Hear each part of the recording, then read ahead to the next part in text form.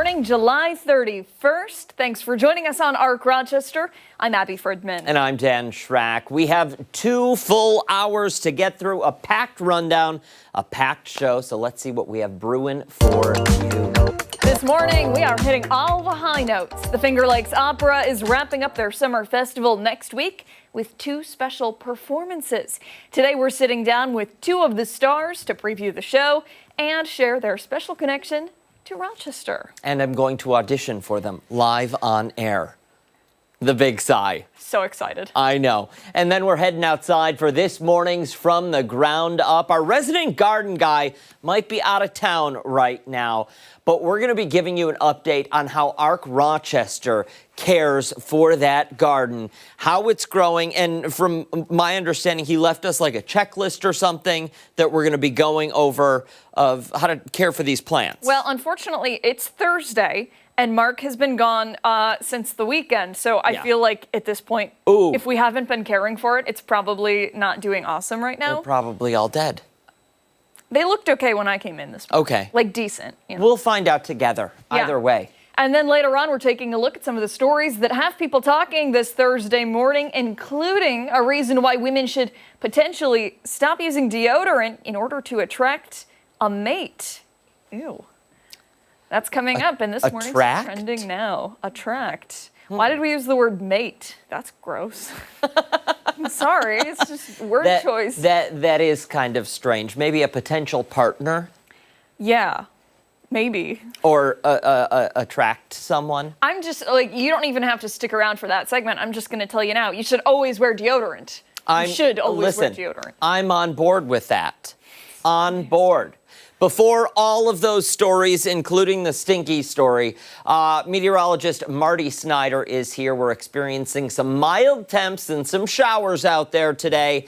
And the question is, how long is this going to last, Marty? Well, we're going to see it last for areas south probably all day. It's going to be a story where through the Finger Lakes it's going to hold on a little bit longer, southern tier as well. But near Rochester, we're going to see it taper off. And I think a lot of it's going to be done near Rochester as we head into the late morning. You can already see how it is breaking down a little bit to the west of town right now. And I think that'll be the long-term trend. But you can see that more of a focus through the southern tier, Finger Lakes right now. And it may hold that line for just a bit longer. But temperatures today, they're going to be slow to move. We're starting off mainly in the 60s now. We'll only rise up to about the lower 70s for highs, and that's about it for the increase that plays out today. Cloud cover holds on pretty well. I could see a couple breaks of sun trying to work in right at the end of the day. Maybe a story where as we head closer to sunset, we see the sunset, but that may be about all the sun that we see today.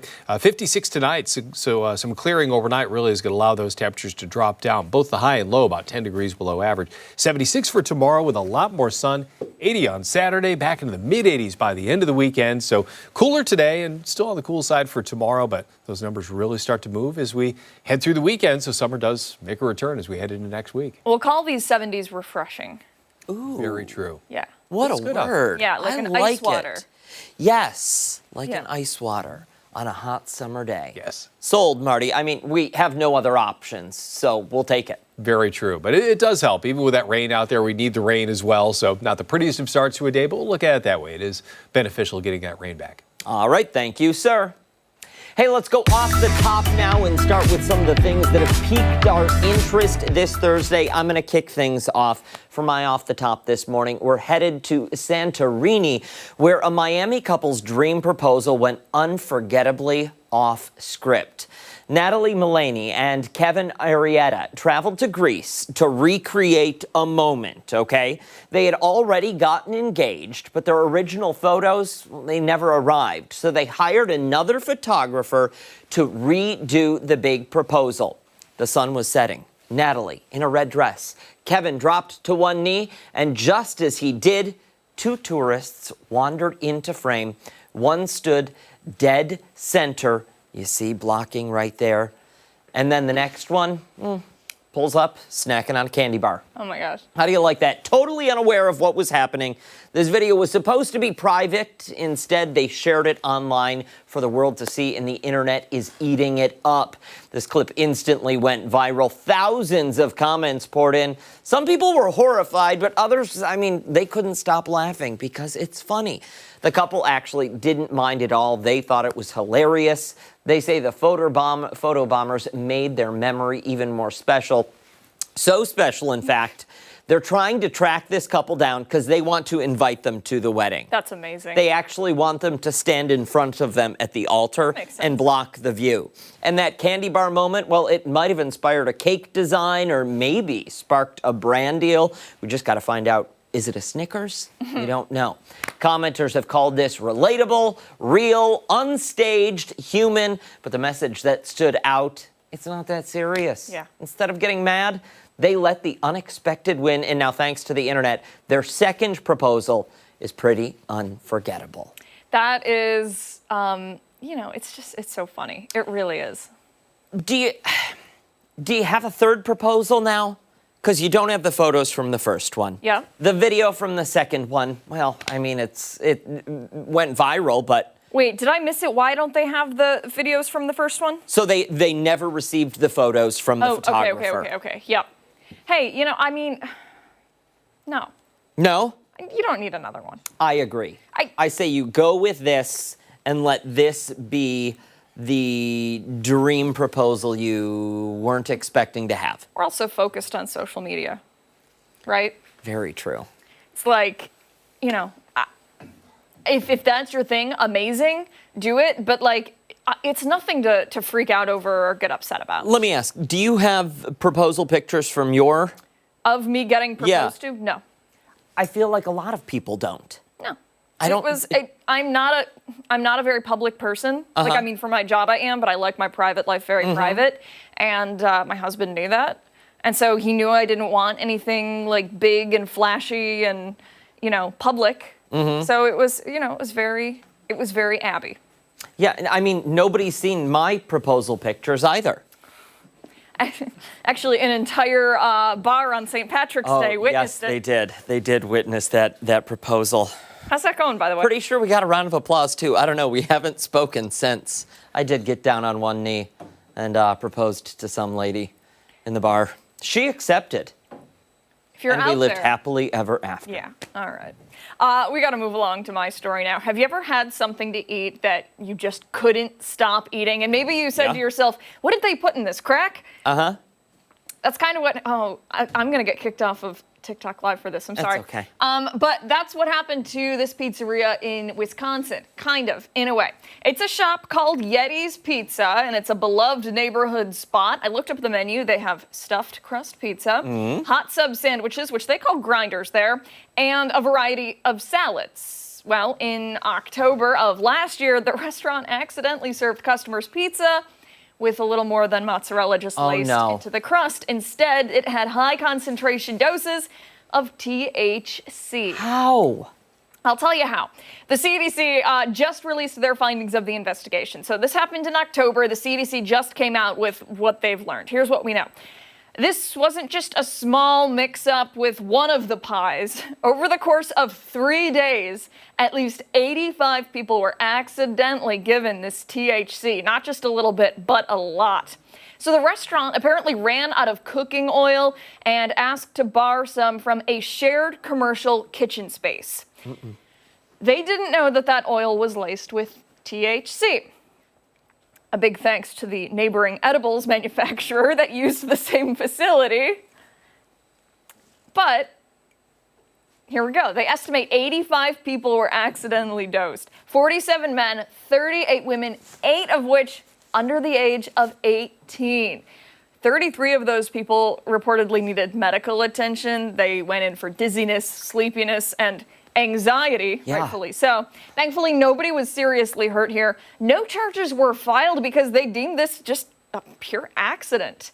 Interestingly enough, though, the CDC says that these mass THC intoxication events or episodes could become more common because cannabis-infused products are increasing in popularity, and it's not uncommon for businesses to share spaces, like kitchen spaces, with other businesses. Now, hear me out here. Right? It's an edible manufacturing place.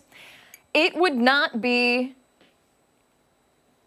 strange, at least in my mind, to assume that they had regular cooking oil. Now, should they have looked? Probably. But, it's a rush. You've got the dinner rush coming in. All of a sudden, you're out of oil. Nobody picked up more.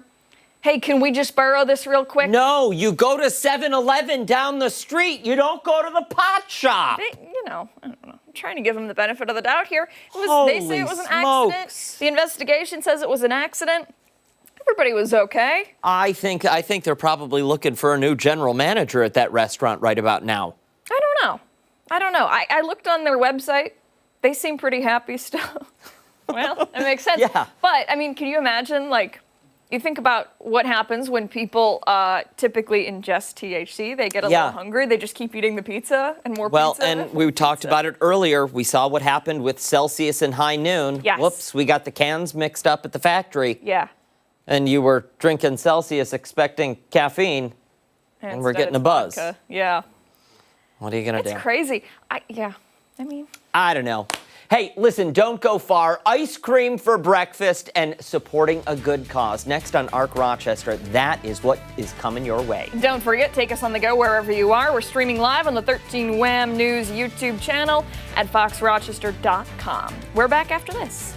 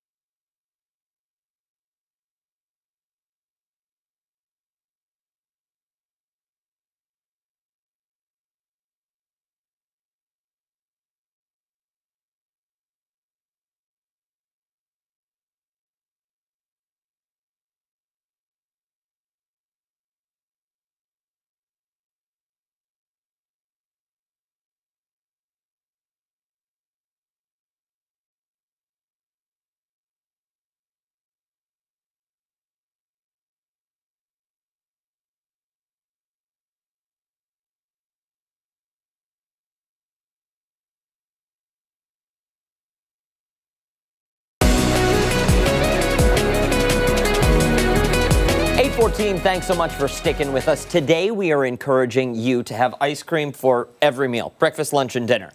Because today is Miracle Treat Day at Dairy Queen. And for every Blizzard sold, $1 will stay right here in the community, benefiting Golisano Children's Hospital. Yeah, this morning we are talking a little bit about the importance of the day while also having a little bit of a treat ourselves. Joining us now is the new COO of Dairy Queen, Art D'Elia, local franchisee Mark Goldberg, and the Vice President of Foundations from the Children's Miracle Network, Robin Valentino. Good morning to all of you. Thanks for being here. Good morning. Thanks for having us. Okay, so I want to talk about the ice cream in a second because, like we were saying, it's my favorite food. But first of all, we've got to talk about Golisano Children's Hospital, the amazing work that is done to help kids in our community who are going through unimaginable things. So tell everybody a little bit about what's being done. Sure. Today, Miracle Treat Day. So any participating Dairy Queen go in, buy a Blizzard, and $1 or more of your purchase will go back to Children's Miracle Network hospitals, of which Golisano is one of them. And it pays for really things that allow kids to still be kids while they're in the hospital. Child life services, social work, things, medical play, the importance of having kids still be kids while they're undergoing such extreme medical procedures is super important and something that insurance doesn't cover. So it's super important for donations from the community through Miracle Treat Day and from amazing partners like Dairy Queen to ensure that that still happens at each and every one of our hospitals. We're very fortunate that Golisano is one of 170 hospitals across the country who are benefiting from Miracle Treat Day today. So please, please, please have breakfast, Dairy Queen for breakfast, lunch, and dinner today. That would be awesome. And dessert. And dessert. Why not? Absolutely. Now, we know how important partnerships like this between Children's Miracle Network and local hospitals, but why is this so important for Dairy Queen, too? Well, our partnership with Children's Miracle Network Hospital has been 41 years. So we've been able to raise over $185 million over that time frame. And we think of Blizzard not just as a treat, but a tradition. And certainly our partnership with Children's Miracle Network is just that. Wow, that is, that's a beautiful thing. Yeah. And you brought it along today. Your #1 bestseller, right? What is it? Oreo Blizzard. Why is that? What draws people in for that? Everybody loves an Oreo. Yeah, that's true. Okay, we got to point out the jacket here because I'm noticing this. I Okay. saw it at first, and then I thought, no, maybe you're just sleep deprived. But you do have the Blizzard upside down. I do, Because yes. that's how you know if it's a good Blizzard. Correct. Are these cold enough that we can actually do that, you think? Yeah. Flip them, so every Blizzard, every single day, every single customer is flipped regularly. Really? And only because you asked about this jacket. So what this jacket signifies is called the Miracle Maker Award. And every year, Dairy Queen, across the entire franchise system across the country, they honor an individual with this award.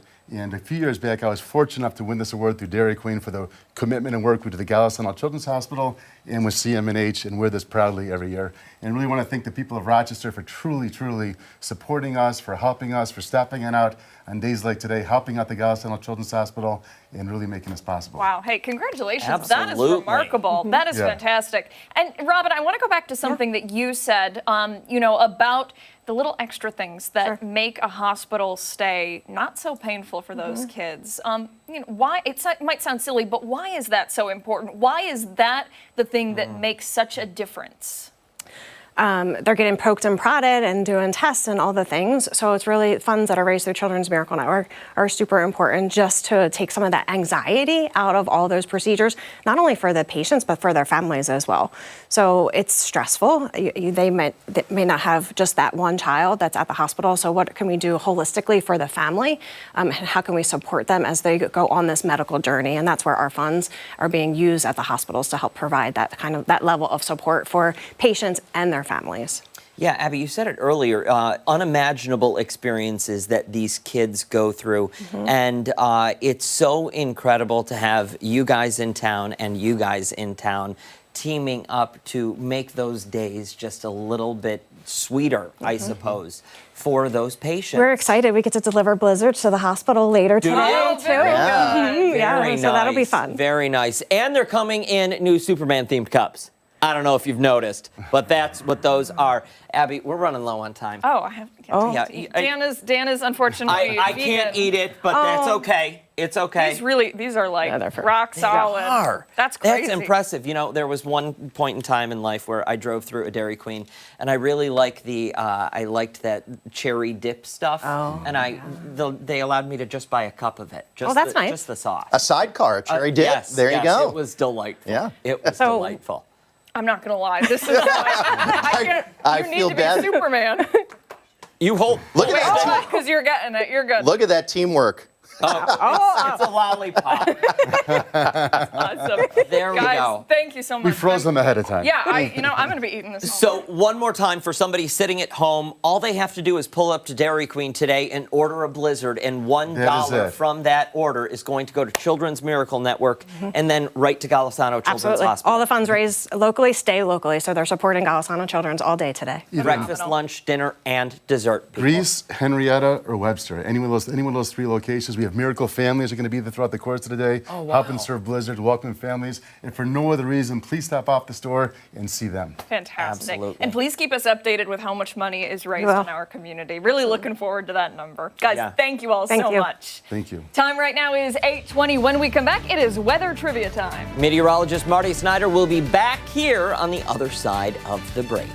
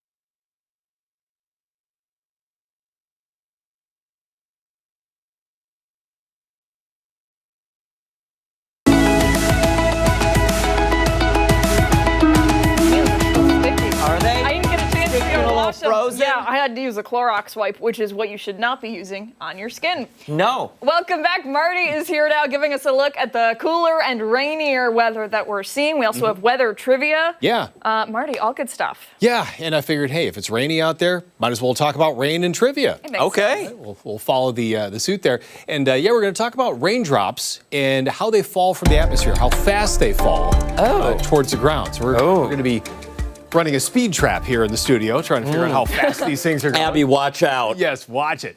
So the question for today is, what is the approximate terminal velocity of a falling raindrop?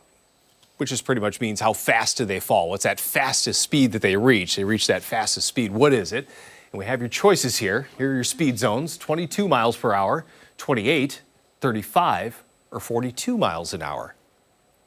So which one?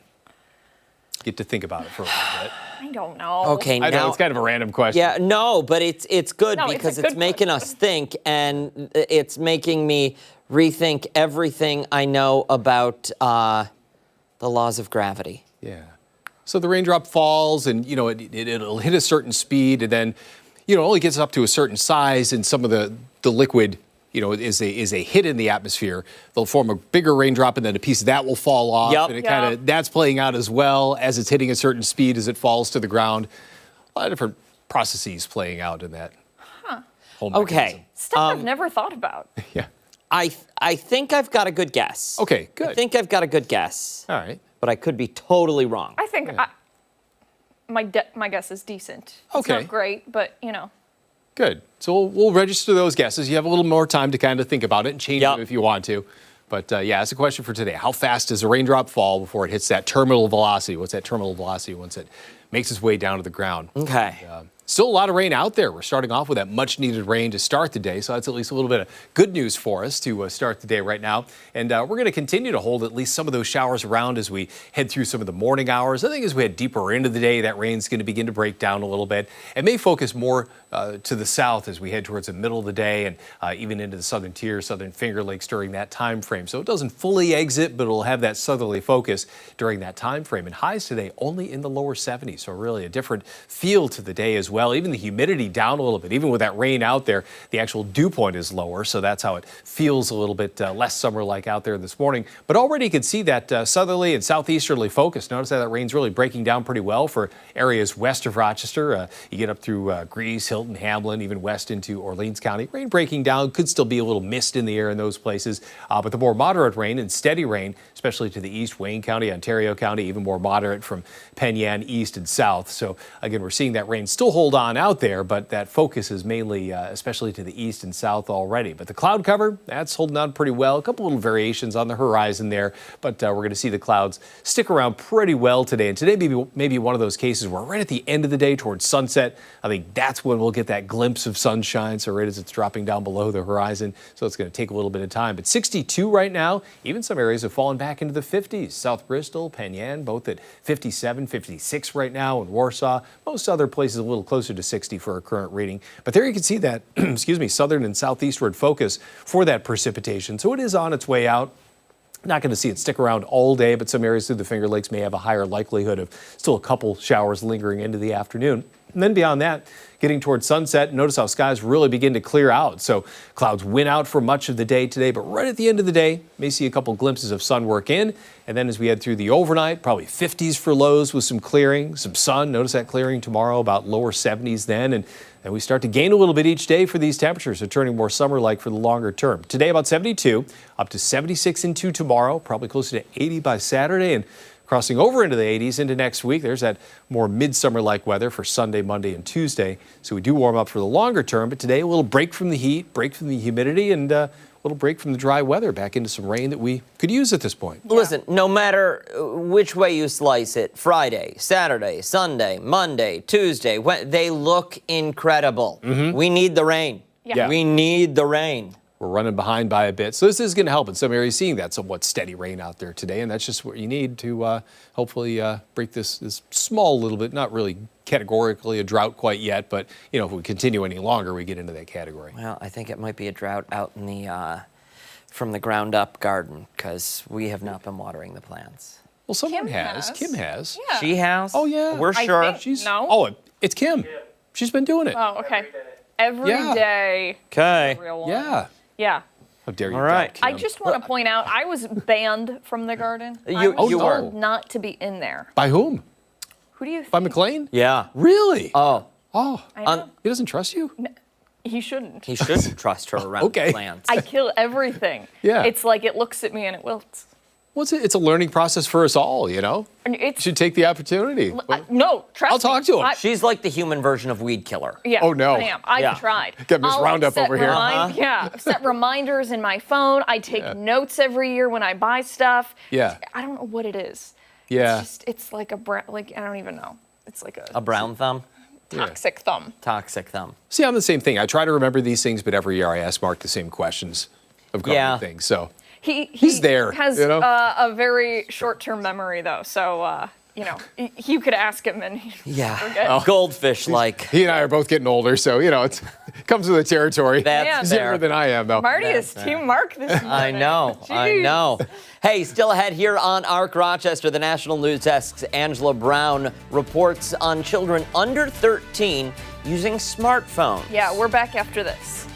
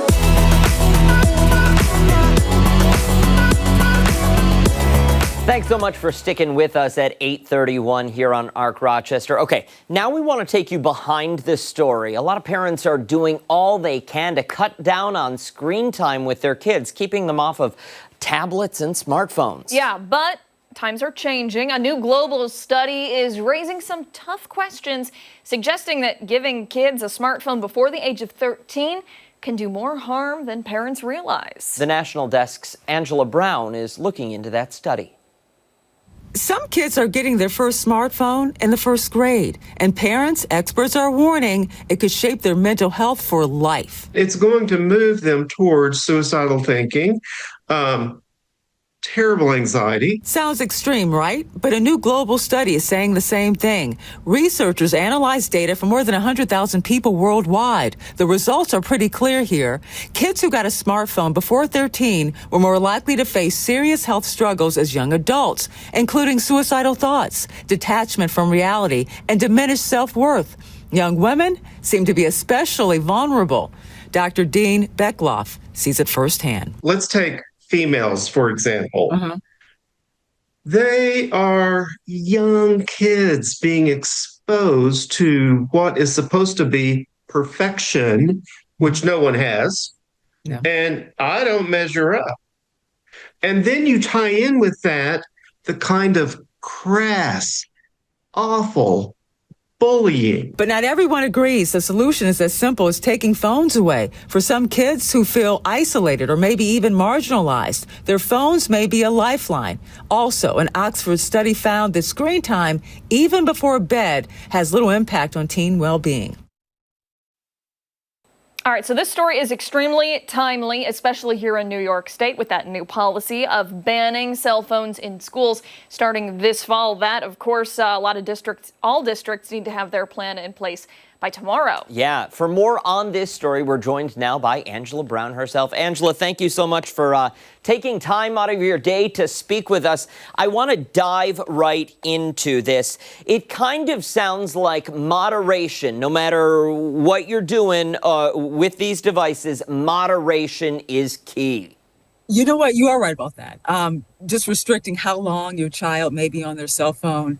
But also, I think the big thing, at least with this study, was the age factor. That 13 is just simply too young to have a cell phone. What they're saying is they're saying that it's worse for younger kids when they get these smartphones. Although, maybe if they gave them, like they said, some sort of a kid's phone, or if you remember back in the day, you guys might be too young, those flip phones. Yep. That could be good because you could only use them to call. But yeah, I mean, the thing is, they always say, you know, moderate, what, an hour, maybe 2 hours a day, and always watch what they're doing. You hear it all the time. You know, Angela, I'm thinking about how I was at 13, and maybe you guys weren't this way, but, you know, if there was a way around something, I was going to find it. If somebody said you get an hour of screen time, I was going to find a way somehow to extend that. You know, do you think that by putting a limit like that on a device, it's really just going to push kids to, you know, try to see if they can get away with something? Let me keep it real with you. I think that if you put like an hour time limit or 2 hours, we all have friends, right? Yeah. I have girlfriends. You have girlfriends when you're 13 years old. You have them now as an adult, but you can just grab your friend's phone and you can maybe, you know, get on their phone for a while. So I don't know how well it's going to work. But I think for parents to do something or put some regulations in place, that's what they're suggesting parents to do. But no, you're absolutely right. You can get around it. You know, you can get around it in so many ways because you have friends and they have their phones. You go to their houses and you could be on their phones. You guys can share one and you could look things up and, you know, be on a cell phone longer without your parents even knowing it. You know, I like the idea of going back to, especially for kids under the age of 13, going back to just the flip phone. It's kind of like my grandmother had the jitterbug. You know, it calls 3 people because that's all you need to be able to do with this device. Because kids that young shouldn't be on social media. We already know how destructive that can be for adults who fall down those rabbit holes and start comparing themselves to everyone else. So why subject a child to that? I mean, you think about it because you have, of course, the access. When you have a smartphone, you have access to social media. And then you think of all the pictures that can be sent out. We've all done so many stories, unfortunately, on young kids texting or sending kind of provocative pictures to other kids. So there's so many avenues where something bad can really get in, especially when you have a smartphone. So yeah, I mean, just regulating it. What do these kids need it for? Flip phone, you can still call and you can still, contact your friends or your parents. I do wonder though, what you guys are hearing in New York. Now you guys have a ban there, right? They're banning phones in the Yeah. schools. Are parents on board with this where you guys are? It's mixed, honestly. Yeah. It's, some are very in favor of it and they're excited that their kid will have the opportunity or be forced to put their phone away for however many hours a day and focus on learning and focus on making personal relationships without the screens. Others, though, are concerned about the safety factor. What do I do if I can't get a hold of my child? What does my child do if they can't get a hold of me? If, God forbid, something horrible happens at that school, which is, becoming more common in the United States. Yeah, and those districts by tomorrow have to have a plan of action in those events in place and submitted to the governor to say, here's what we're doing. This is the process. Kids can either turn the cell phones in the morning or you just don't bring them to school at all. In the event of X, Y, and Z, this is the protocol that is laid out. Because, again, you do have those parents that say, let's go distraction free. They need to learn more of this and how to speak to one another and how to answer a phone rather than text. And then you have the other ones who, are staunchly against it. Don't you dare take that cell phone away from my child. I want to be in contact with them whenever I feel the need. I always think of Columbine really changed that because once you saw more of these violent acts in schools, parents got more afraid. But you did like this, like talking to people face to face. Yeah, get these kids outside. You keep hearing that. Get them off the video games, off the phones, maybe get them outside and interacting with other kids. As a solution to some of this, instead of being so attached to your cell phone. And then, of course, that ends up being your social media. Yeah. Interesting that these two stories relate so much to each other. Angela, Absolutely. we really appreciate your time. Thanks for chatting with us. Curious to know your biggest takeaway after speaking with the experts and going through the study. What, in your mind, is the most important thing that parents should be aware of as they get ready to send their kids back to school and, also keep in mind what we're learning? What really struck me about this survey was when they said suicidal thoughts, because that to me is a very dangerous area when it comes to kids having access to these phones, 13 and under, social media, the fact that it could end in a tragic situation. And I know a lot of parents work so hard, and we talked about moderation, those things, but it's just simply the act of having some of these phones and having access to the internet that's really harming so many children. But then again, on the flip side, you do have kids who do need access to maybe communities or groups who may feel marginalized or may try to reach out for help through one of these lines. So the phones can be used for something good, but just the fact this survey really pointed out the suicidal thoughts, to me, that was very troubling, just reading it. Yeah, very scary. Individualized basis, certainly. I don't know that there is a broad stroke solution for any of it. The National Desk's Angela Brown. Angela, thank you so much for your time this morning. We really appreciate it. And can I say one thing? I think your show is a lot of fun. I follow you guys. Oh, well, thank you. We Thanks, appreciate it. Angela. We really appreciate it. Yeah, thank you. fun. Keep I up love the it. great work. Time right now is 8:40. When we come back, we're getting ready to turn our absolute dreams into reality with the help of the tall trainer. Absolute. Oh, I got it. I get it. I thought, why is there a hyphen there? I'm a little confused. Hey, and don't forget you can watch us on the go wherever you are. Arc Rochester is streaming live right now on the 13 Wham YouTube channel and foxrochester.com. Stick around. We're back on the other side of the break.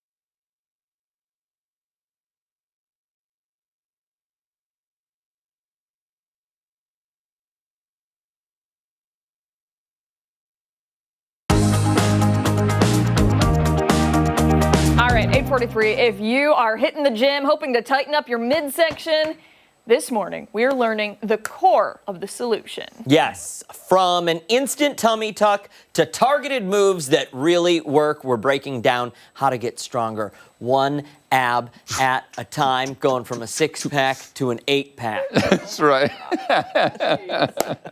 Tall trainer Jeremy Biernat in studio with us. Yes. Jeremy, how do we do this? All right, so first thing, we'll talk about the instant tummy tuck. Okay. All right, and so basically, for many people, the stomach sticks out at the bottom, right? Like, you're like, that's the spot that people like, I really want to work on that. Yep. What makes that stick out a lot of times is you're slouching.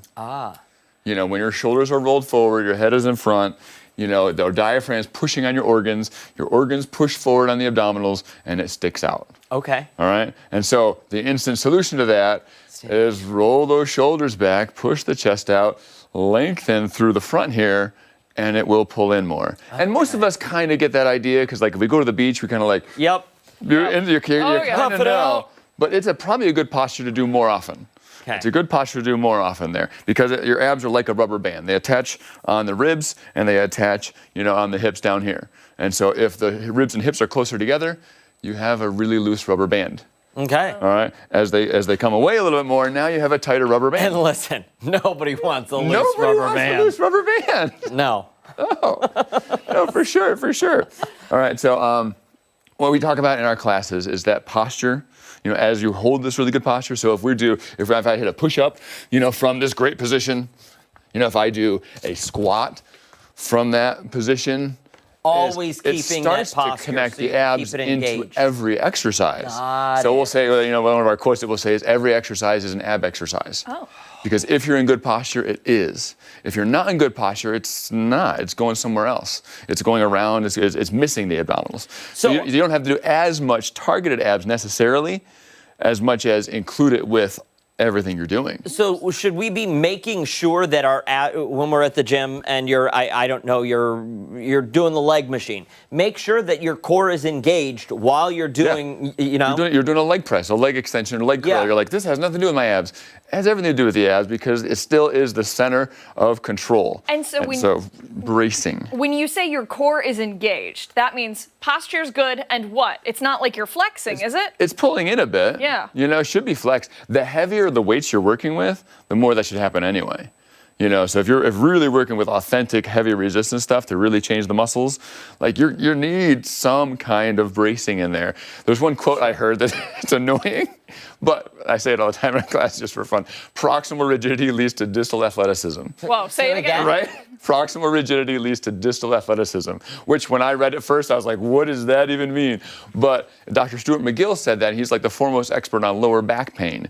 And so he says basically proximal is closer to the midline, rigidity, strength, robust awesomeness, it leads to distal, farther out athleticism. So if I have strength through here, I can do more powerful things with my arms, more powerful things with my legs. And so you really want to be building up that core, that strength through there. And, a lot of times people look at me like I don't look like a huge muscly guy. I can move a decent amount of weight around because it's through my core that I'm doing that. I don't have like heaps of muscles everywhere, but I'm pretty strong through here. All right. Oh, okay. So there's 4 abdominal muscles, and most people just focus on the one.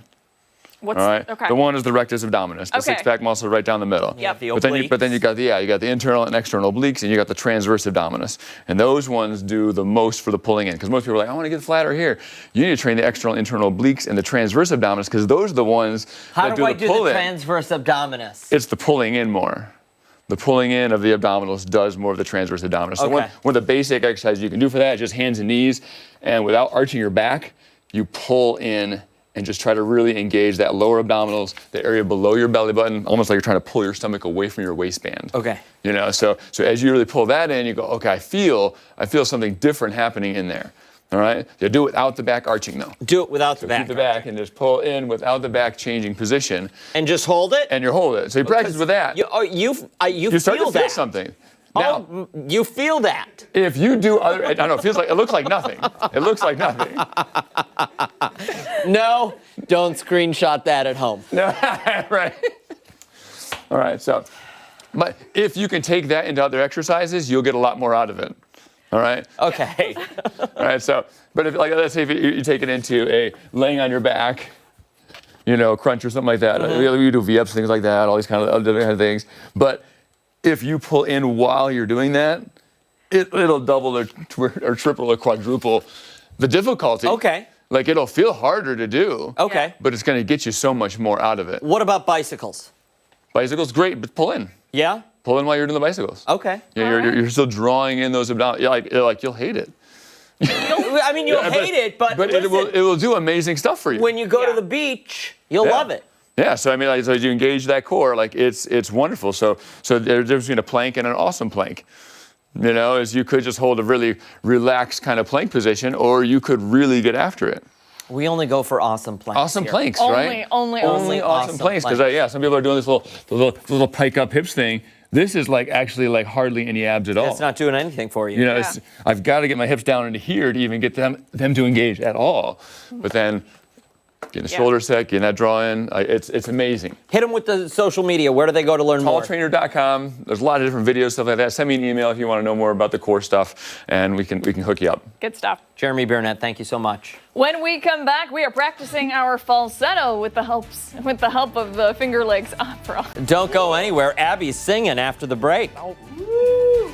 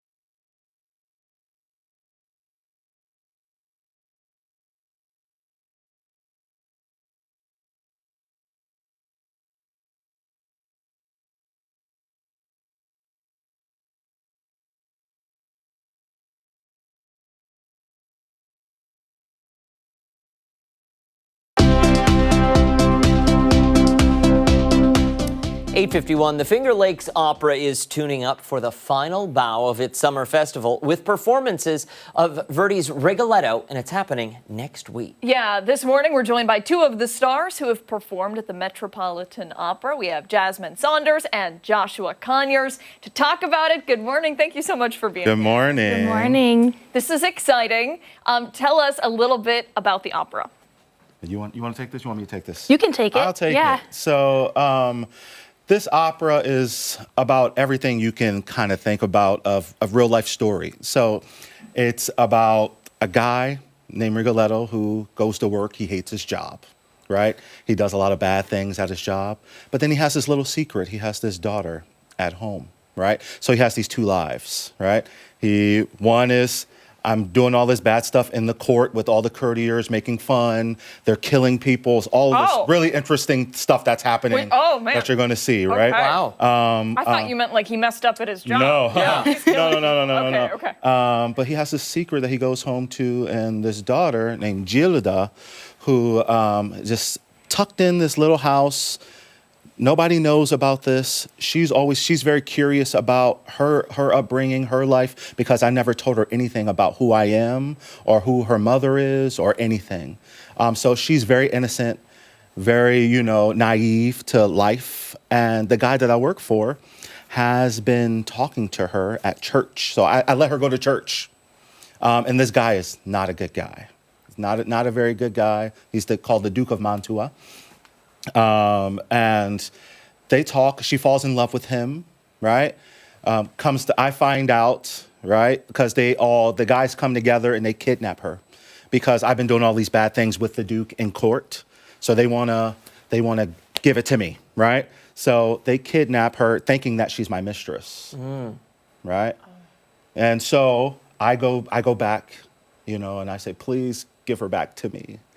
That's my daughter. It's not my mistress.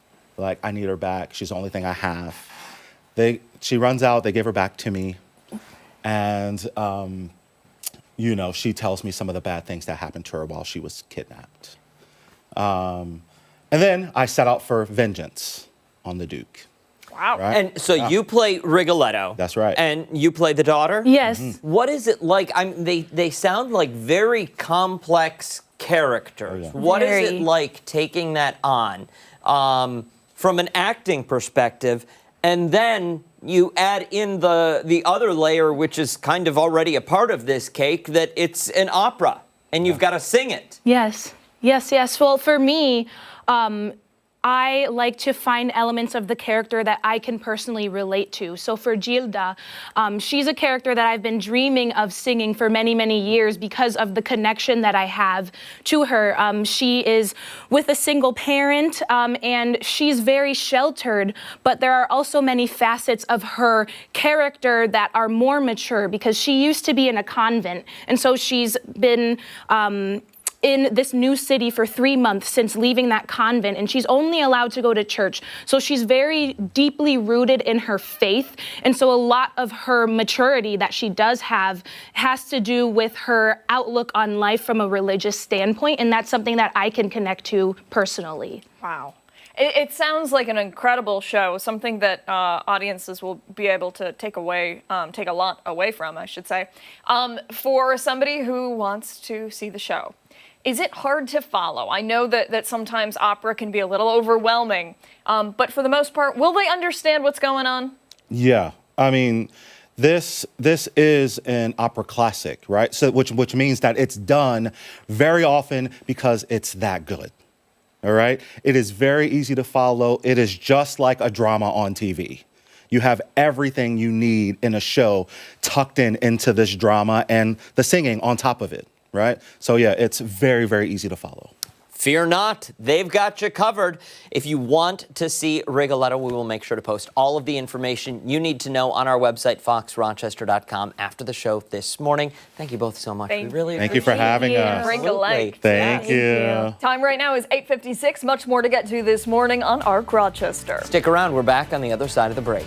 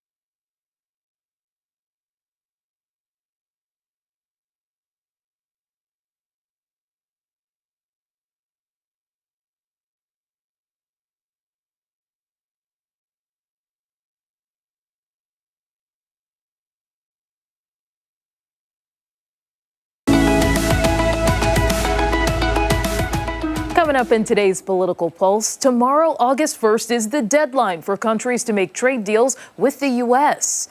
Now, I talked with an expert about the feasibility of meeting President Trump's deadline and how the matter could play out on the global stage.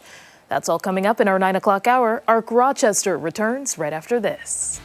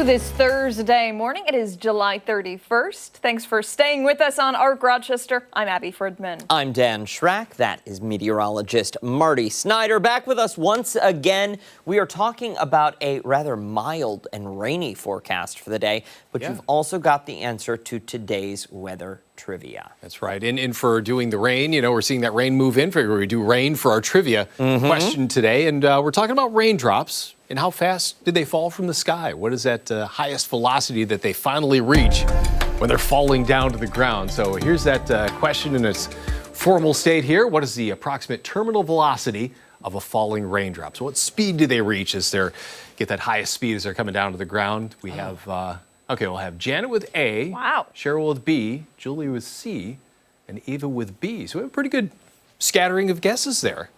Okay. The one I was going to pick is actually not an option. No. I thought it was. I guess I misread it when I saw it earlier. Well, maybe. I thought there was those a could be 32 wrong. on that board. They're all wrong. I'm going to go with A. Okay. I think. 22 miles an hour. That sounds good for a raindrop, right? Okay. I think so. I'm trying to think of how fast 22 miles an hour is. Yeah. It's a little faster than you can run. Most of us. Yeah. Probably someone can.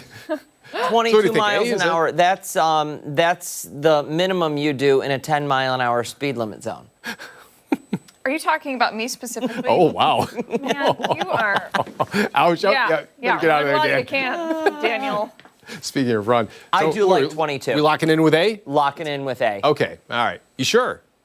Yes. Let's Boom. go. Hey, yeah, there you go. Ding, ding, ding.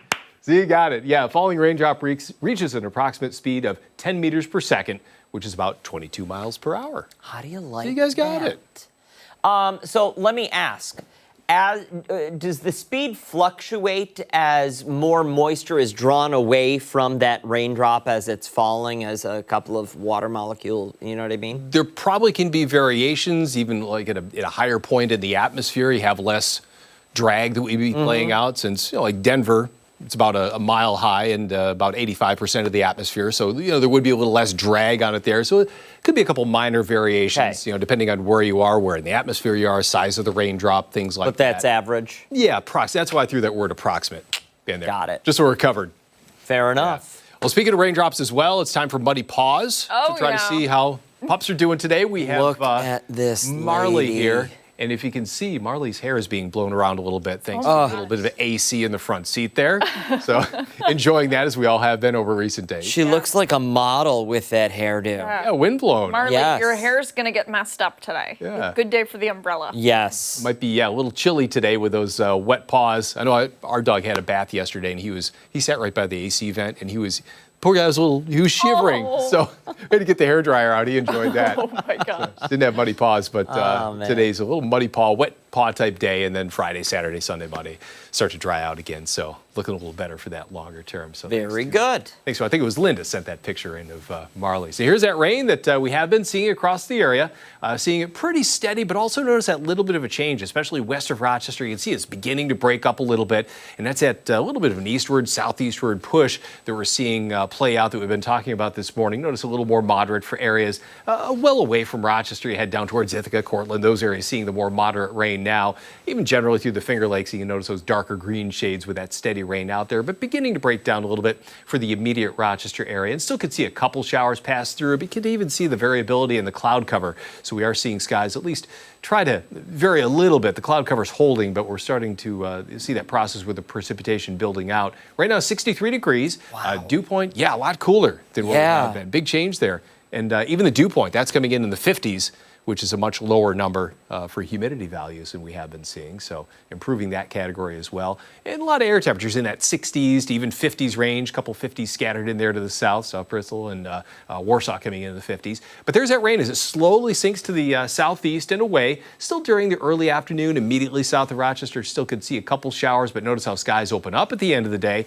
So I think it may be right at the end of the day when some places just see the sun set, and that may be about it for sunshine today. And then overnight clear skies with a couple scattered clouds and a lot of sunshine tomorrow, with temperatures tomorrow looking pretty good for us. Today, not too bad as far as what we have been seeing recently. It's one of those cases where we're seeing that break from the oppressive heat. So 72, some much needed rain as well, look at it that way, but 76 tomorrow.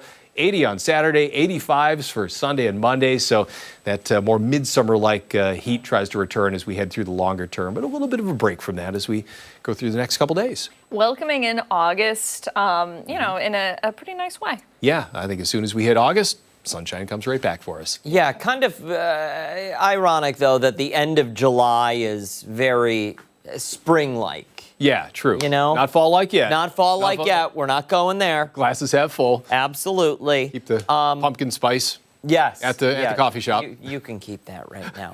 But the following 6 days look pretty spectacular. Yeah, I think we dry right out again during that time frame as well. Yeah. What are we doing tomorrow after work? What am I doing? Well, I'm just saying because yesterday we were talking dining al fresco, 76 degrees, sunny. It looks gorgeous. Yeah. Listen, go out and enjoy it, right? Yeah. Anything. Just get outside. Any excuse. Yeah. Mow the lawn. I was just going to say other than work. Oh, okay. Fair enough. I think I have to do that at some point soon. Hey, don't go far. We've got a lot more to come right here on ARC Rochester, including when we come back, we're taking a look at some of our top local stories and how you are reacting to them online. And don't forget, take us on the go wherever you are. We're streaming live. Join us on the 13 Wham YouTube channel and on foxrochester.com. We're back after this.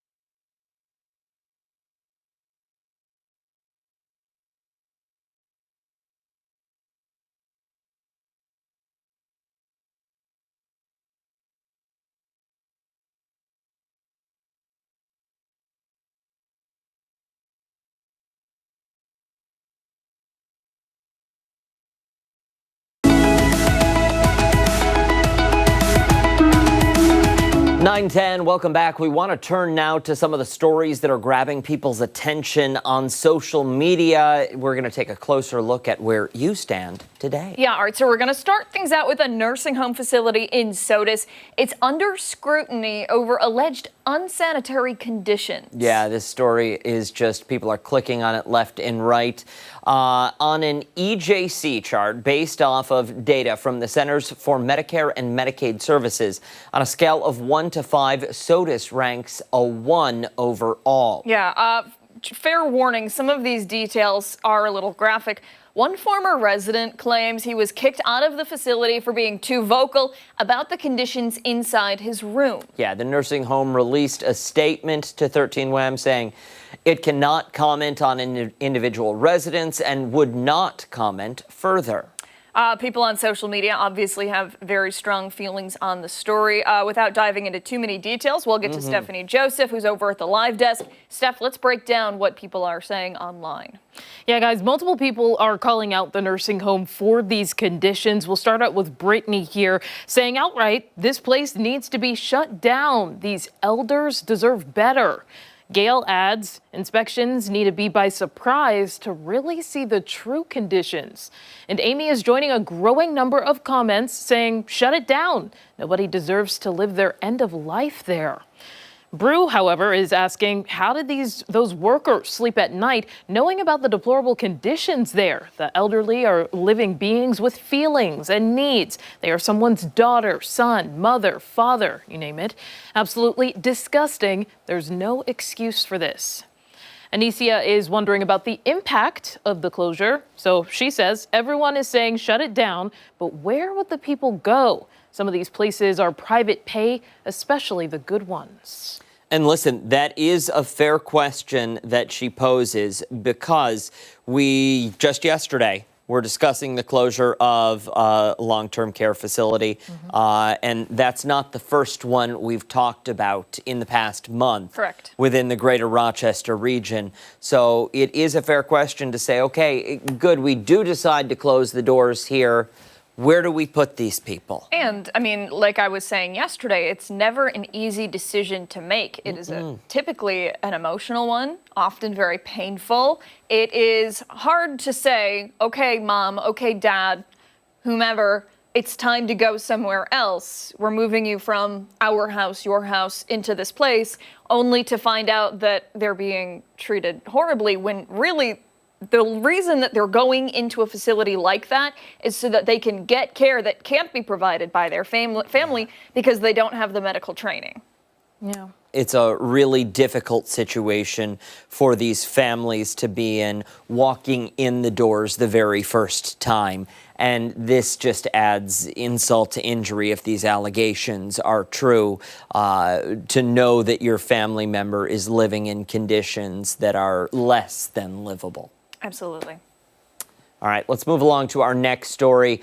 Oak Hill Country Club is teeing up for some major players. Yeah, so the club will host the U.S. Women's Open in the year 2037, so right around the corner, for the 92nd championship. It marks the first time the major championship will be held right there. Oak Hill has previously hosted 7 men's professional major championships, including 3 U.S. Opens. Oak Hill will also host the U.S. Amateur Championship in 2027. So for golf fans, this is really exciting, but a bit of a tease when you see just how long you're going to have to wait. Steph, I imagine people are being pretty vocal about this online. Of course, and there is some excitement, you know, even though it's 2037, so not that close by. Bonnie says, marked my calendar already. Glad I have 12 years to move things around. That's the spirit, Bonnie. Yeah. As for Thomas, sweet. That's only 12 years away. Another user says, thank you for the 12-year notice. Yeah. So a little bit of sarcasm I'm sensing here in the comments. Eric adding, let's just make it 2027. Yeah. Same, Eric. Listen, you tell me, oh, you've got these plans for 2037, and that's when I say, oh, you know, I booked that day. I'm busy. I'm busy. I've already got that day marked off for something else. Yeah. Got a doctor's appointment. Let's move it to February 30th and call it a day. Yes, yes. You know, I understand why people are like, oh, it's 12 years away, blah, blah, blah. But it gives people something to look forward to, right? You know it's coming. It gives you plenty of time to get the area cleaned up nice. You get all those projects taken care of that you want to get taken care of so that whatever, maybe you can have your Airbnb ready to go, right? Maybe you're a local restaurant owner and you're thinking to yourself, okay, I'm right around the corner. I'm gonna start doing this so that all the people coming to Oak Hill can enjoy my restaurant. I'm trying to focus on the good here, guys. Or hell, you want to build a restaurant from the ground up. You've got ample time to do that and gain a following. Well, 12 years. It's a lot of planning goes into this. Like, we got to think about roads and there's a lot. So I don't blame them for telling us in advance. It's an excuse as well. They'll say, well, we told you, so don't. That's very true. And, that's very true. You know, they are planning it already. They're looking 12 years in advance right now. And there's a reason for it, and it's probably because a lot is going into it. It's the first time that we're hosting this. 100%. 100. And listen, when that day arrives, it's going to be huge. It will. What? I'm just imagining 12 years from now when we're still doing Arc Rochester playing this clip. We're all going to be... If we're still doing Arc Rochester in 12 years. You probably will be. Just really wrinkly. It will be really wrinkly, and it won't be on television. Where will Arc Rochester be in 12 years? Streamed into the sky. Streamed into the sky. Will be holograms or something right on your living room carpet. You know? It's like you're having breakfast with us. Steph, as always, thank you. We appreciate it. Don't go anywhere.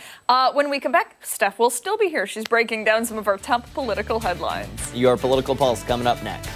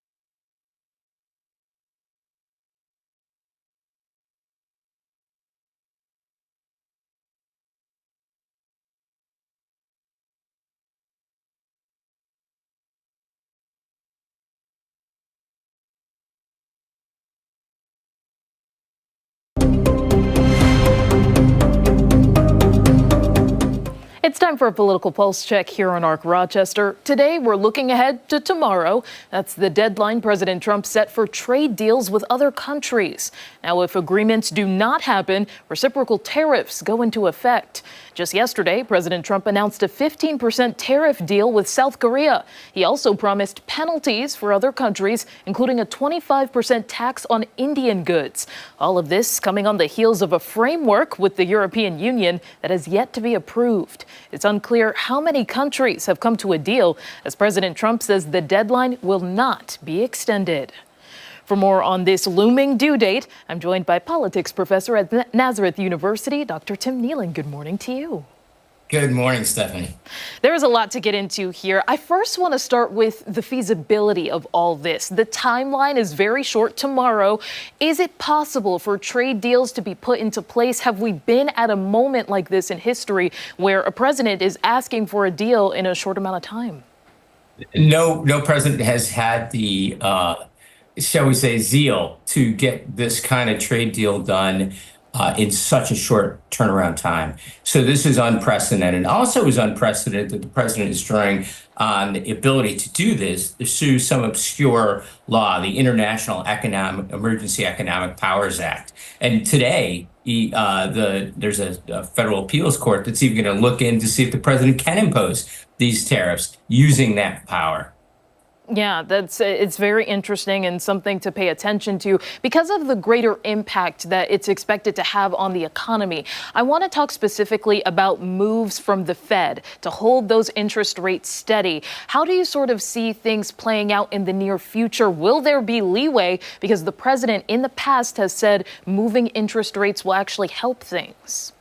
Yeah, the president would like to see the rates going down, that would help stimulate the economy. And certainly the Fed is watching all of these trade deals. Some economists believe that the overall impact of this is going to be negative, that it's going to raise consumer prices as these tariffs slowly begin to leak into the cost of consumer goods, and that it might slow the U.S. economy down. That would certainly trigger the Federal Reserve to lower the rates because they want to stimulate the economy.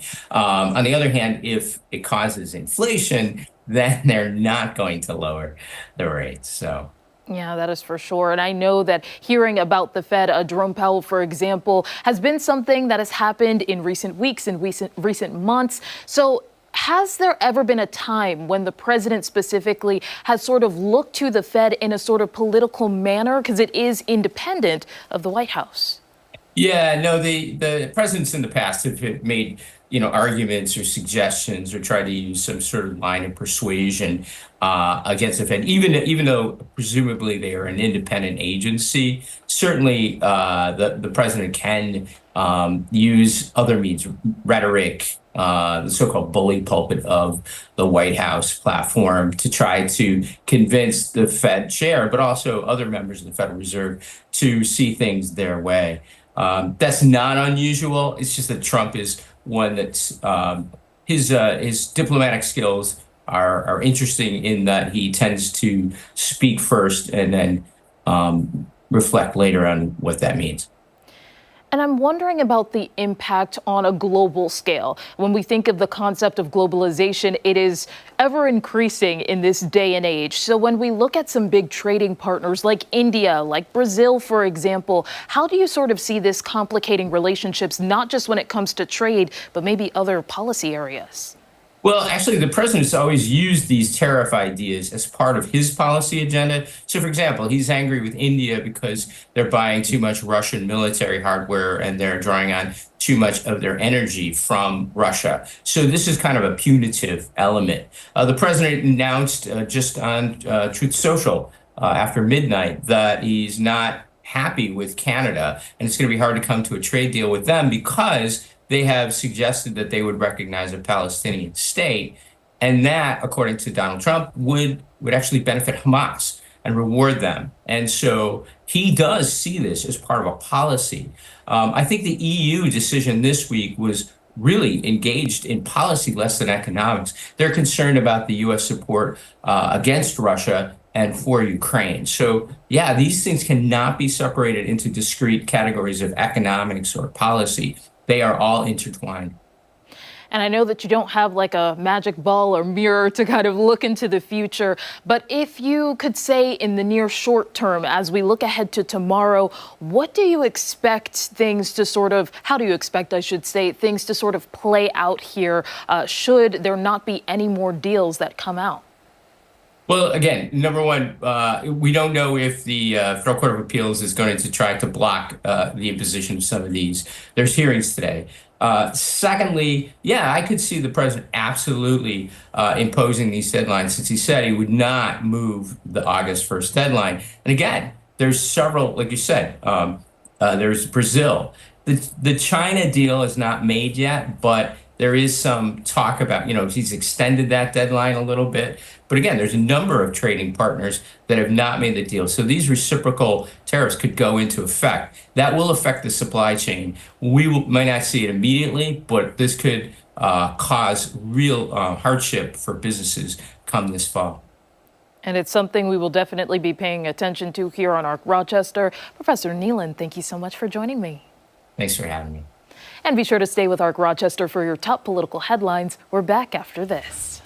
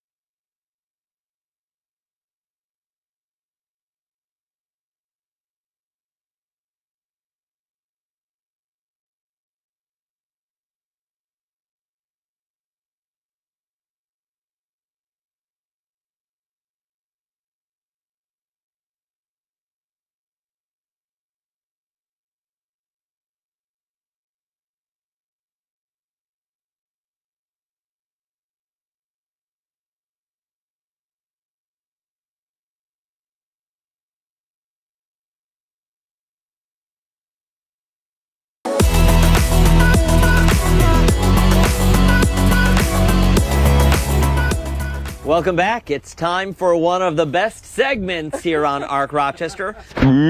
From the ground up. Yeah, so you've probably noticed meteorologist Mark McLean is off this week, enjoying some well-deserved vacation, but we are lucky enough that he gave us some good instructions on how to take care of the garden while he is gone. Thanks for keeping the garden alive, you guys. You rock. He's got Post-it notes everywhere out here for us. This one says, "Do you miss me and my bald head? Love, Mark." Yes. We miss the fact that you aren't doing this, and we're the ones who have to take care of these Do you remember that plants. one really, really long meeting where he was like, "What are we gonna do when I'm on vacation?" And I said something like, "We'll take care of it," just to get the meeting over. Yeah. That didn't Paying happen. for that this morning. Yeah, thanks to Kim, who comes out on a daily basis and waters the plants. Yeah. We're going to do a little tour. Yeah. Going to give you a little tour. We're going to talk about the tomatoes. Look at these guys. They're huge. Huge, these plants. We've got the cages going. Now, you'll notice not a bit of fruit on this one yet. Yeah, but that's okay. That's okay. I would say by mid-August, we're going to have some cherry tomatoes on this baby. Yeah. Mark did promise, and I do remember the number, 2,000 Yes. tomatoes. But we had some delays in the from the ground up garden. So we're going to give him a pass. But I am anticipating we're going to get quite a few. And listen, by next year, I think we're going to have even more because we'll be able to get an earlier start on the garden than we were able to get this year. Again, delayed, but what are you going to do? Yeah. Life goes on. Yeah. We also have peppers, and those guys are killing it. This one is so weird looking. It's growing right out of the top. From the bottom up. Yeah, It's from the not bottom. not from the ground up, from Yeah. the bottom up. Yeah. And some of these peppers, I think he's got one in here. I don't know which one, but it's got like a Scoville of like 5 million or something ridiculous. Yeah, what is it? It's like, does he have a ghost pepper in here? Is that what it is? That think one so. just says pepper. Garden salsa. This one is just pepper. We don't know. Or habanero, Ooh, Tabasco. Lady Bell. Yeah. Ooh, those look. Oh, Another Post-it. It's like an counted Easter each egg hunt. pepper. If you steal one, I'll come after you. This guy, listen, I'll eat as many peppers as I feel like, McLean. With my luck, though, I'll pick one of the really hot ones. Yeah. More tomato plants in the back here. Oh, and they're growing from this little pot that they never made it out of. But they're doing great. They are doing. Look at them. What, Dan? Take that one. No! He knows where I live. I know he knows where you live there. Sorry, Just Mark. don't tell him. It's He's good. watching. He is not. If he's watching, get back here. That was good. They are good. Mm-hmm. They're good. I like that. Now that the garden is done, the roof looks like it needs some sweeping. Get to it. This guy taking full advantage of Yeah. his vacation. Seriously. Flowers look beautiful. Flowers do look good. We also have potatoes. Yes. I love a good purple potato. Yeah. I wonder how those are going to turn out, though. Yeah. I don't know. I'd be intrigued. We've got the onions going here. Yep. Very nice. The marigolds to try and keep some of the creatures away, try and keep the deer out of here. And I think so far they've done a pretty solid job. I don't think we've had any issues so far. That and the front gate here on the garden certainly helps. Yes. Yeah. See this guy? This is what my garden looks like. Yeah, that's what Abby's entire What is garden this? looks like. Another potato. Another potato? Yeah. If you I think drown so. my plants, I'll drown you. Oh So my- water with extra care. I'm not kidding. Look at this. That's What is terrifying. this? Heirloom French fingerling potatoes. Ooh, those are good. Gotta love fingerling potatoes, Yes. right? Yeah. Those are. Stick that back in there, will you? I don't Sure, just Dan. anywhere. Perfect. Right there. We got to It's a talk little- about it's a the little firm pumpkins in and here. the sunflowers on the just back broke side it. of the garden Just kidding. I didn't. because How bad would that producer Hannah's out here making her television debut. We've got the pumpkins are growing. I'm excited to see be? Wait, what? when these get going. Yeah, Those are the big pumpkins? these are the pumpkins. Okay, he gave me one. It does not look like that. What does yours look like? It's way smaller. Oh, come on, Abigail. I'm doing the best I can. I don't know what to tell you. Yeah, pumpkins growing, which is pretty exciting. So hopefully we'll be able to carve those this October. And then on the back side, don't forget, we've got legit corn. We do. I know knee high by the 4th of July, and we're just thigh high at this point. But again, That's good though, right? no, it needed to be knee high by the 4th of July. Okay. And we're behind a little bit. All right. Most of them are about this tall now. Okay. That's okay. We will get there. And I think we got more pumpkin here. That looks like it. Yeah, more pumpkin here. So things are coming together. I mean, it looks beautiful. Mark's done a great job. He has done a great job. Shout he really out to has. Kim for watering. Absolutely. Things are looking good in the from the ground up garden. Yeah. Mark will be back next week, and he'll probably tell us that we did things horribly wrong. But what are you going to do? Hey, That's that- what you get when you go on vacation. That tomato was tasty. That tomato was tasty. really Sorry good. you missed it, Mark, and sorry we ate from the garden. Yeah. We got to go to break, pay a couple of bills, as Mr. Lopez likes to say. Yeah. We'll be back after this.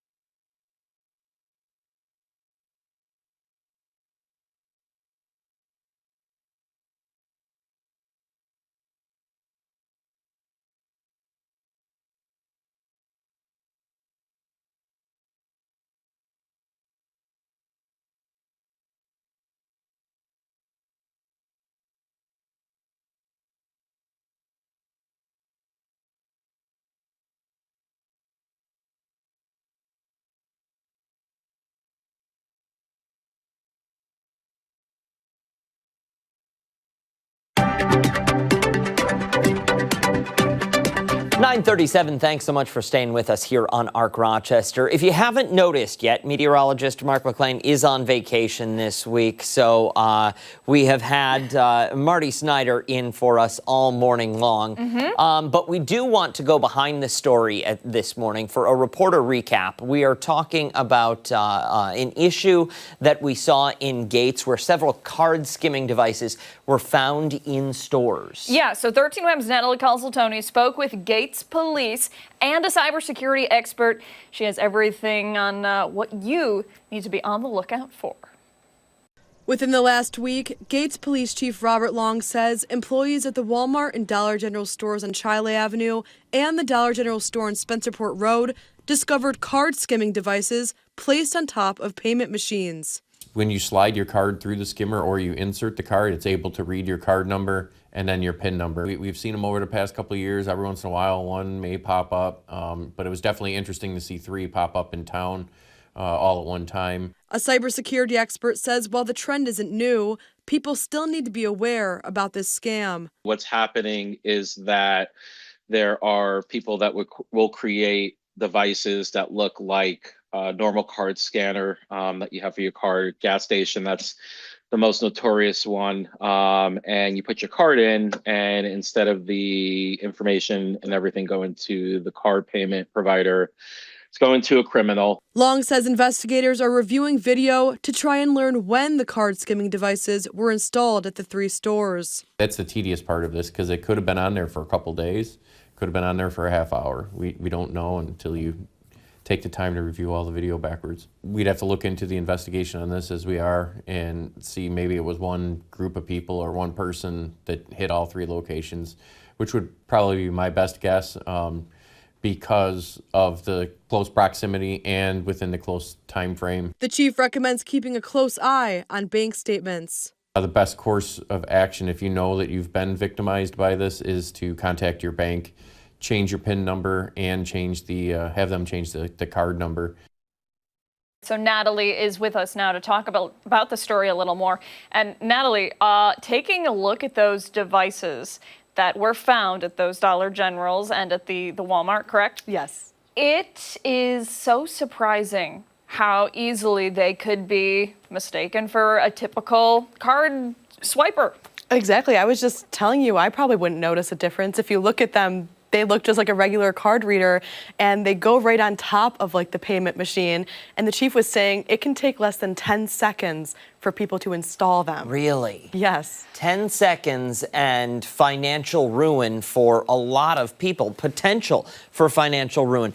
We heard the chief say, Chief Long say that, the only way to determine is to roll the tapes back and watch. So is that the game plan? Is that what you do? Somebody is sitting there reviewing all the footage for, the past week to see how long these devices were put on and who potentially did it? Yeah, that's what he said. I mean, he was saying, I know one of the devices was found, I think it was Saturday around 4 p.m. So every transaction before that, they're going through that video. They're seeing if somebody quickly popped one on. It can be as quick as like a clerk getting distracted. Sure. Yeah. Like them turning around and them doing that. So yeah, it's going through that footage, seeing if they could identify someone, and also no idea when it happened either. Yeah. It's scary. I mean, for people who are watching this thinking, okay, I went to that Dollar General this weekend, I went to that Walmart this weekend, what comes next? We heard the chief suggest, or I guess rather plead with people to check their banks, keep an eye on everything, and then, if they are a victim of this, get a new card.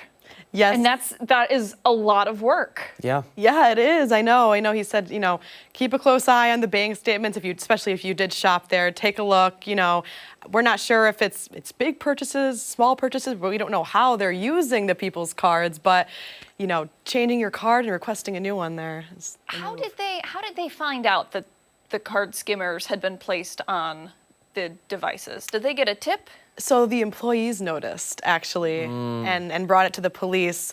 Yeah, I mean, they do look like card readers, but also they probably noticed that something was up. Because if you tug on them and it's like extra, more bulky, the chief said, then it's probably not a part of the card reader. Yeah. Yeah, it's got to be something that can snap into place quickly enough that it can be done, you know, just as soon as I turn my back. But also, again, something that is going to be pretty noticeable. I'm wondering, has anyone come forward and said, hey, you know, I've noticed these charges on my card? I haven't heard of that yet. Maybe now that the story's out there and people may be taking a look and noticing. I don't know any victims personally, but we'll have to see. We don't know how many victims either because they don't know when it was put on. Could be many, it could be few. And when you think about it, okay, we know of 3 stores. How many other stores out there? Exactly. You know, I think, you know, for those watching this, if you are responsible or have, you know, a job at a shop in the area, you know, maybe just give it a quick little once-over on your way in this morning and double check. It'll make a big difference. Exactly. And I know the chief said, like, this is a trend, we've heard about it in recent years at like gas stations, at stores. He said it's a little crazy for 3 different stores for it to pop up. So they're wondering, was it one person? And they're in close proximity, like he said, or was it a group of people working together? So. Well, here's hoping that nobody falls victim to this and that they catch the people responsible. Yes. Natalie, thank you for your time. We appreciate it. And hey, if you would like to read Natalie's full story, you can find it over on 13wham.com. 9:43, when Arc Rochester returns, we're taking a look at some of the stories that have people talking this Thursday morning. We're back after this.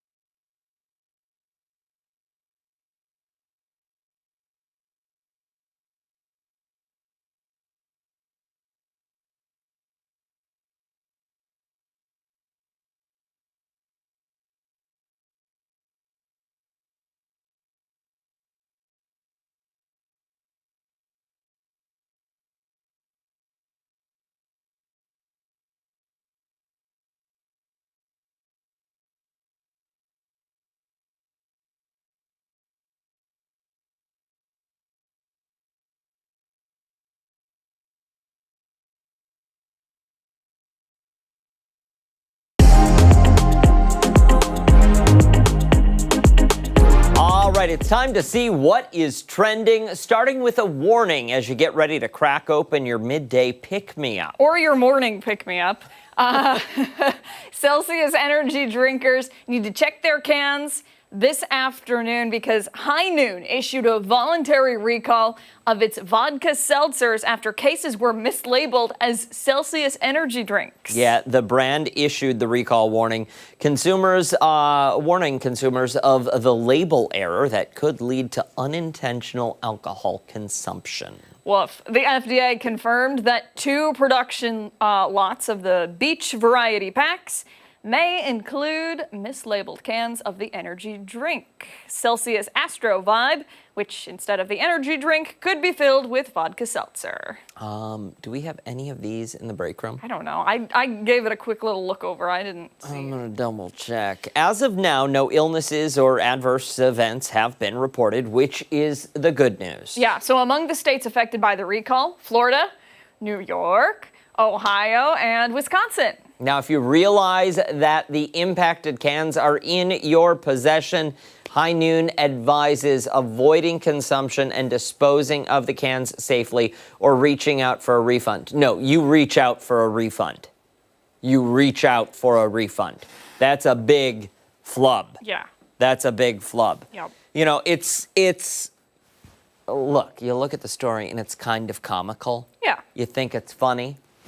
But then you think, listen, there are people out there who are stone cold sober. Yeah. And have put that page behind them. And to accidentally have this happen to them, that's not a good accident. That's just saying. It's a very sobering point. Sorry. See what you did there. We got to move on to another high energy story that has some people asking, how much is too much coffee? The limit does not exist. No, there is no limit. I haven't reached it yet. A new food trend is taking off on social media called coffee buckets. They're clear, colossally sized plastic takeout carriers filled with iced coffee. Look at those. Oh, that's small. That's small. Look at. It's 50 ounces, Dan. Listen, a lot a majority of of these coffee. containers are 50 ounces. And while the coffee, some make the coffee themselves, local coffee shops around the world have picked up on this trend and started selling them for upwards of $15. Okay, it looks small. Look at that. That looks small. It's 50 ounces. That's a lot of coffee. I mean, maybe for you, you and I consume quite a bit of caffeine. Like, probably more than the average person. The average person has like 1 or 2 cups a day, probably. Yeah. I don't know. It doesn't look that big. And all of those that they showed on that screen, that's half cream and sugar. All right. So one it's coffee. One small business owner shared how she had 1,000 containers in stock. She sold out the very first weekend. Other shops have even offered espresso drinks in the jugs. Now that is wild. Some containing 7 shots of espresso. Okay, so in that case, I understand the whole cream thing because you've got to. You gotta cut that. Yeah. According to those who are taking part in the trend, they say they love the aesthetic of the bucket and they love showing a shift in coffee culture. So they're doing it to be on trend. Sure. They're not doing it because they can't live without the coffee. They're not doing it because they need the coffee. They're doing it for the Instagram post. Yeah. Other commenters say that this would make them go crazy and be... This would make them go crazy. Yes. Yeah. You know, it's a lot of coffee. It is. And I think it could be dangerous for younger people who are very heavily influenced by trends, who maybe are not used to so much caffeine, right? If I'm thinking of 17, 18-year-old Abby in high school, you know, you're going to the coffee shop with your friends. Oh yeah, let's get the buckets of coffee. That would be so funny. It could cause some serious health problems. Like, you know, we read stories about people that have heart problems because of the caffeine that they've consumed. Buyer beware, though. Listen, you're getting coffee, and you're getting coffee in a clear bucket. It's a bucket. It's like a fishbowl. You can't say it is. You can't say, oh, I didn't think there would be that much caffeine. I don't think that that bird flies this time of year. It's not like the Panera lemonades. Yeah. I don't know. Loved those. But also that bucket looks small. I'm sorry. That must be just a 10-ounce bucket. It's got to be what that is. And so, okay. Ashley, order one of these online. We 2 gotta at see it in home. person. Then 1, 2, 3, 4. So I've had 6 today. 6 cups. Okay, that's a lot. I've had a lot of water and a lot of tea in between. That's still a lot. I've had 3, 2 and 3/4, and I know I'm gonna go home and I'm gonna take a nap, and then I'm gonna have an energy drink, and then I'm gonna go to the gym. See, that's a lot. How is that a lot? An energy drink? It's the equivalent of 2 cups of coffee. 9:52. Let's move this along. This one goes out to all the women looking for love. Maybe it's time to throw away that deodorant. I've been dreading this. According to a new study out of Japan, scientists had men smell women's armpits and discovered that body odor could sway male behavior and even help them relax. Using high-tech chemical analysis, researchers pinpointed 3 body odor compounds that attract men. When those compounds were added to armpit sweat samples taken from women, men consistently rated the scent as more pleasing. The male participants even took part in trying to match the scent to the face. That's just weird. Like, whose pit juice is this? ew, Dan, that one was too far. Those smelly scents matched with more conventionally attractive and feminine faces, but the study seems to prove that pheromones work to help humans find partners. Scientists are still uncertain that they actually do. Looking ahead, the research team hopes to build on their research by including a more diverse pool of participants to eliminate the chance of specific genetic traits influencing the results. They're also hoping to dig deeper into the brain's response to these compounds, particularly the regions tied to emotion and perception. The fact that they're doing this again. They're like, we need more answers. We need more armpit sweat. Well, it's so nasty. Deodorant every day? Like several times a day. Several times a day? Well, like when I get up in the morning and then when I go to the gym and then I put it on after my last shower of the day. Oh, wow. Well, like, I don't want to sweat when I sleep. Okay. I'm not judging. No, I like to, I'm not judging. Full disclosure? Once a day? You do not wear deodorant? Oh, Daniel. no, once a day. Okay, that's fine. Once a day, That's in fine. morning. Okay, great. Not That on the works for you. weekends. No. What? I don't. You're like giving him a break? Yeah, I just don't use it. Listen, I've never have never had any complaints. A Monday through Friday friendship. When Arc Rochester returns, our final thoughts. Back after this. That's funny. Don't wear it on the No.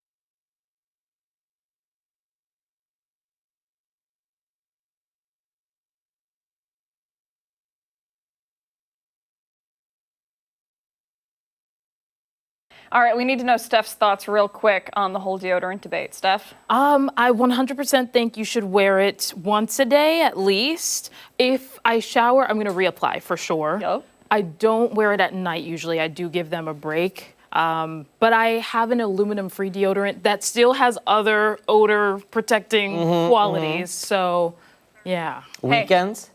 Yes. Oh, yeah. We're busy on the least weekends. once We a got day, stuff to do. It's not like we're just laying on the couch. And that does it for us here. You just keep quiet over there. Does it here for us on Arc Rochester. Make sure to wake up with us again tomorrow morning starting at 4:57 on Oh, you're not getting any help. You told me to be quiet. Join Steph and Marty later today for 13 WHAM News at midday. That's it. Yep. See you then. Bye.